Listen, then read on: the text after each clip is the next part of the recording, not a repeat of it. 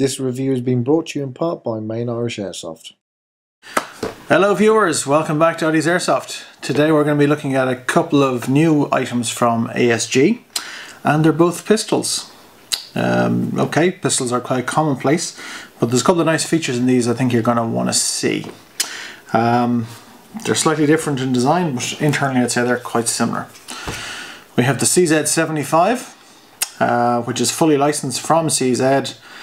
It's the CZ75 P07 Duty. Nice trades, nice heavily engraved on the slide, nice logo on the grip as well. Of the two guns we're going to look at, this is my favourite because it just happens to fit my hand better. Ergonomics are very important. And the second pistol we're going to look at is the STI Duty 1, which to me looks like a 1911. I hope I don't insult too many 1911 users out there, but to me that's exactly what it looks like. Again, nicely engraved trades on the slide and on the, moulded into the hand grip as well. Now this gun doesn't feel as comfortable to me, but that's just a personal preference. Those with a penchant for slightly larger pistols are going to love this, I think. So what makes these pistols unique? First thing is they're CO2.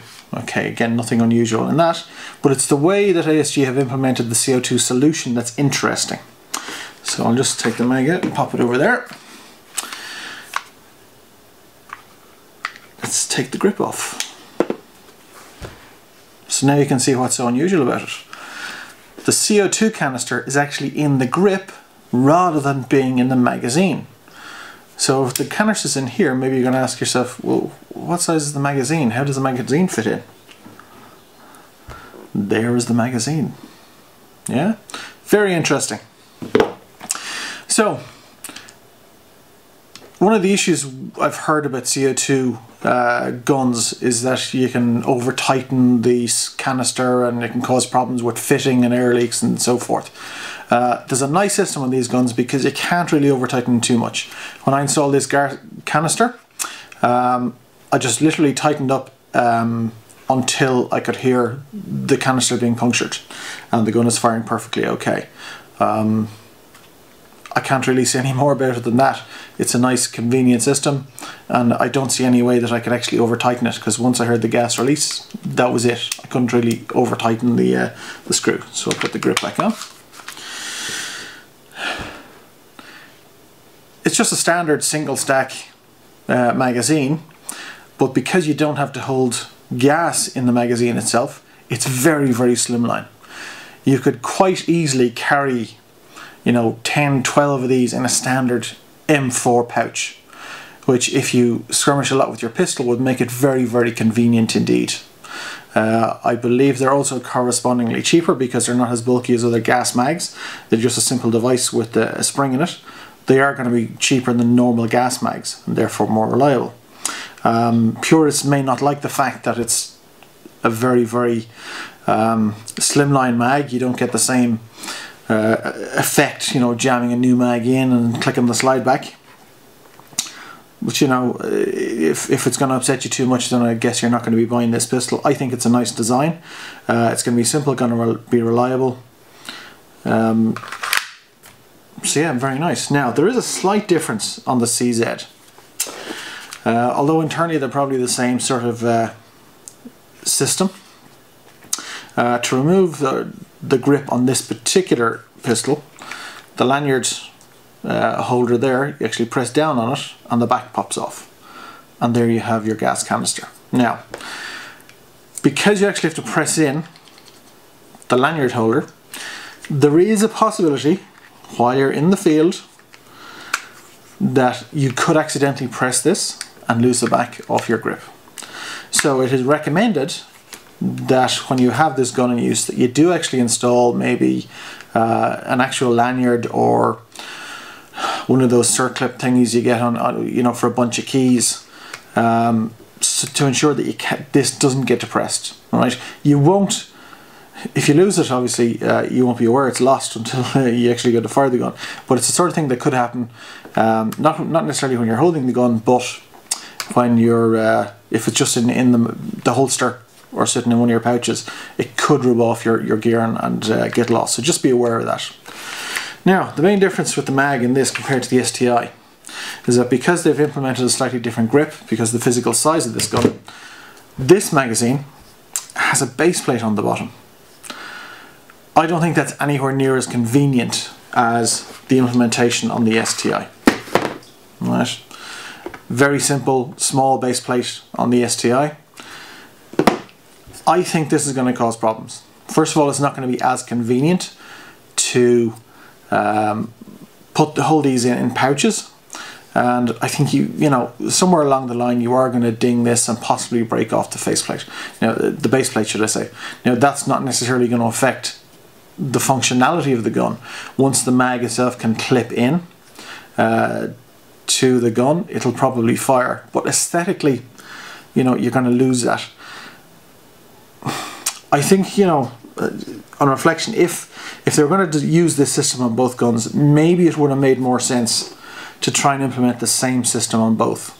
Not necessarily so you can share mags, but at least then it alleviates the possibility that you're going to break the base plate. Now, I know I'm nitpicking here because it's a really, really nice system. It means that there's less chance of your mag going faulty, because this is just a simple device, piece of metal with a spring in it, for the follower to load the BBs. Any issues you're going to have, if you're going to have any at all, are going to be in the gun rather than in the magazine, which has been one of the problems with gas pistols in the past. I've chronoed both of these, and they're shooting around 290 to 310 with a fresh gas canister in them, and the performance is pretty consistent for the first maybe 3 mags. Now, it's reasonably nice out today, it's quite warm, but being CO2, the ambient temperature shouldn't affect it that much, so I do expect you to get that sort of performance most of the time with these CO2 pistols. I was using 0.2s obviously just to give a baseline, but they also fired nicely with 0.23s. So all in all, very nice guns. I do like the CZ75 in particular, but again, it's all about the ergonomics. It's not necessarily about how it looks, it's about how it feels in the hand. Right? Does it fit your hand well? Does it feel okay when you raise it up to sight it? And I prefer this particular pistol, but you know what? Because they're probably the same internals in both, you're probably not going to see any difference in the performance. So if you prefer 1911 type style, then certainly have a look at this one. But they are an innovative design. It's the first time I've seen this particular solution actually putting the CO2 canister into the gun itself rather than in the magazine. So I think that'll probably lead to more reliability. Obviously, they're a new design in the marketplace, so we'll have to see how it goes. But I think it is going to prove for a more reliable system. Now, one of the other really, really nice things that I love about these pistols, I have a couple of KW8 locks, which I love. Great gun, consistent performers, but the one thing I hate about them is that the hop-up is a pig to adjust. If I slide this back, you will notice, hopefully, in there, on top of the mechanism, is a little grub screw. That grub screw is how you adjust the hop-up. In each box you get the requisite Allen key. So you just pop it in, adjust it as you want, take a couple of shots, see how the BB is flying, adjust it again to your heart's content. Once you're happy with it, you leave it, it's good to go. Far simpler, right? Okay, you might say, well, it's a small Allen key, you're going to lose it. Come on, realistically, you're only going to adjust the hop-up in the test firing area, and once you're happy with it, you're going to leave it for the day. So much nicer system, very convenient, and because it's very simple, I'm guessing it's going to be very reliable. Now, I haven't actually skirmished with these pistols, I've just planked out the back garden, but performance is pretty nice, and so I haven't really tweaked the hop too much, just so I don't want to give the impression that I have actively skirmished with these. I have tested them in my own backyard, and I do like the performance. There's a nice, really nice kick off the CO2. You know, green gas is okay, but CO2 really does give you a little bit more realism. People don't like paying for CO2 canisters, but you know what, if you were to add up the cost of CO2 canisters versus the cost of a bottle of green gas, they're probably going to work out roughly the same. I mean, how often do you fire your pistol anyway in a skirmish? Now, if you're not already sold on these guns, here's another little feature that might swing it for you. This little box here is an optional extra you can get from ASG, and is a mock suppressor. Now, what I like about this solution is that inside the barrel of each of these pistols is a little plastic threaded piece. That little plastic hex key is used to remove said piece, and then you have available internal threading to screw on the suppressor. Nice! Very nice. Now, I don't think this suppressor is the right suppressor for the STI, because on the box it actually says it's CZ75. So it's possible there is a slightly larger, more appropriate size suppressor available for the STI.